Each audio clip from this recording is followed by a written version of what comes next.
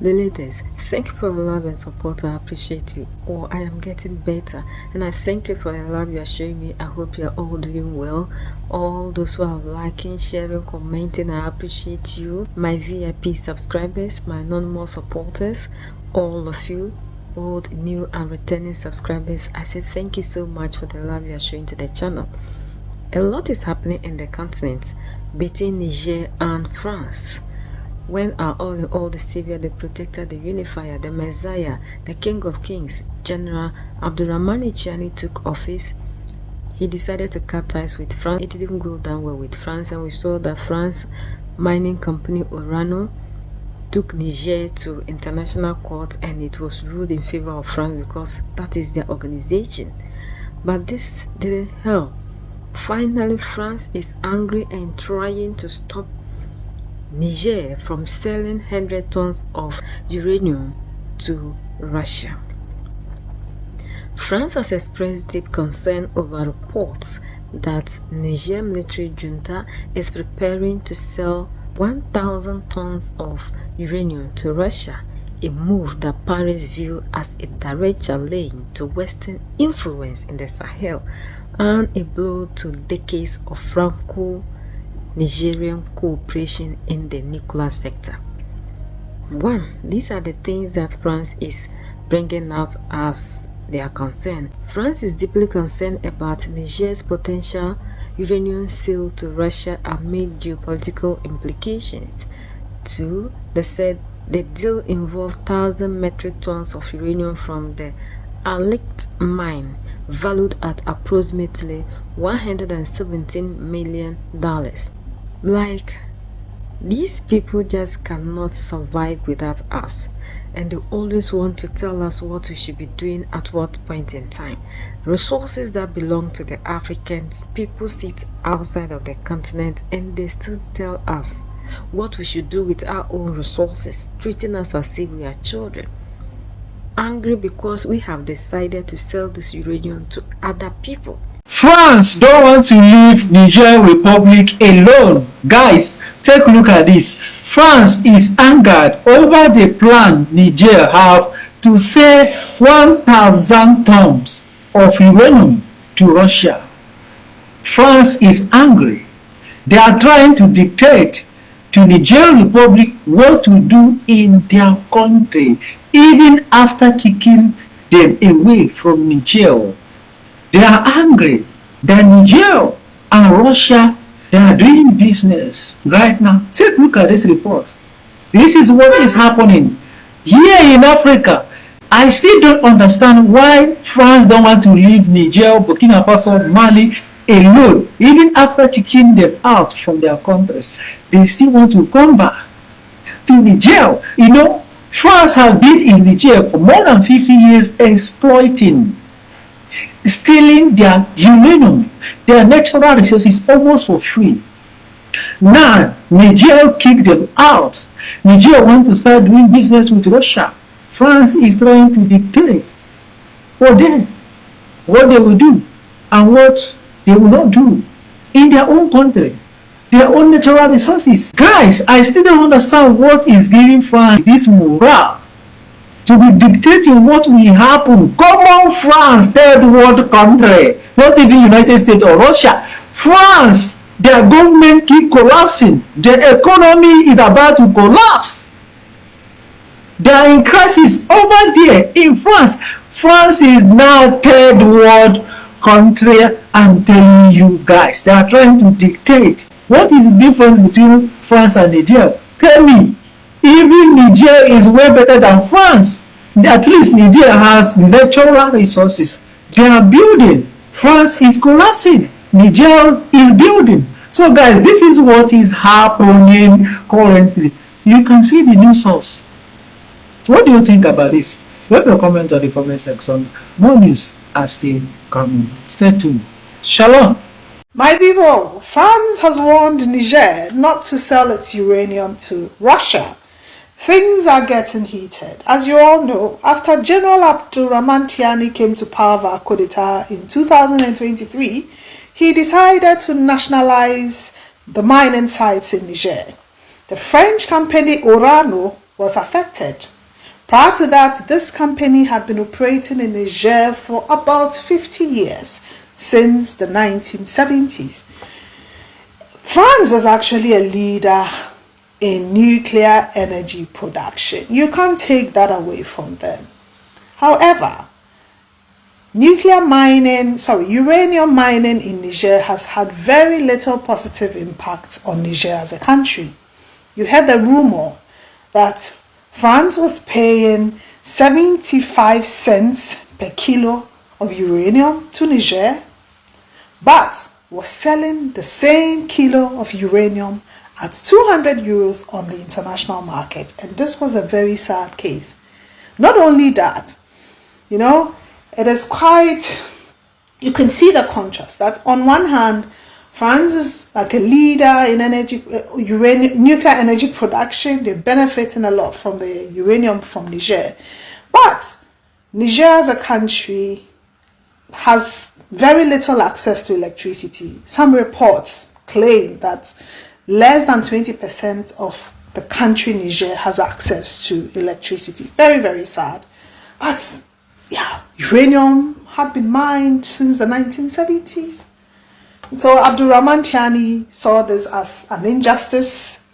He saw this as unfair and decided to nationalize the uranium mines. Apparently, there is a stockpile of about 1,000 tons of uranium at one of those sites previously managed by Urano.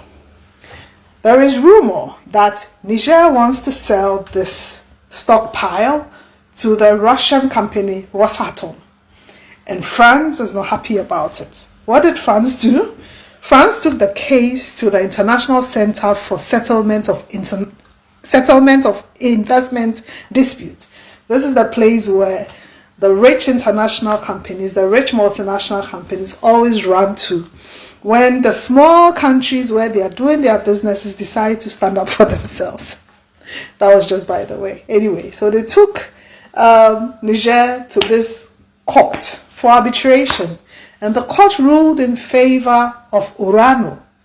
Therefore, Niger was told not to sell the stockpile of uranium, so about 1,000 tons. They were warned that, hey, Niger, you cannot sell it. Yeah? But France is now crying because apparently Rosatom and Niger are trying to make a deal so that Rosatom will buy the stockpile of uranium.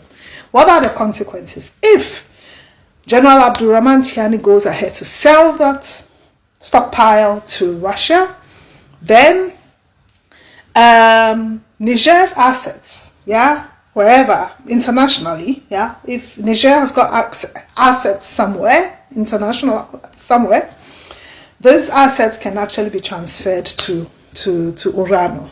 That's the thing. So if Niger goes ahead to sell the stockpile of uranium to Russia, then if Niger has assets somewhere else outside Niger, these assets can be transferred to Urano. That's how interesting it is, right? On the contrary, if our people have assets in certain countries, let me use France for example.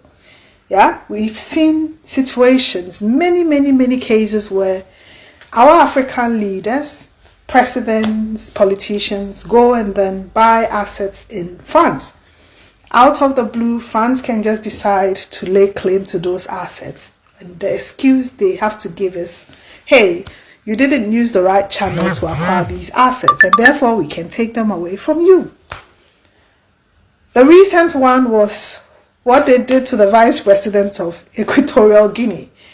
He acquired this beautiful, huge mansion in France, beautiful assets in a very premium location in France.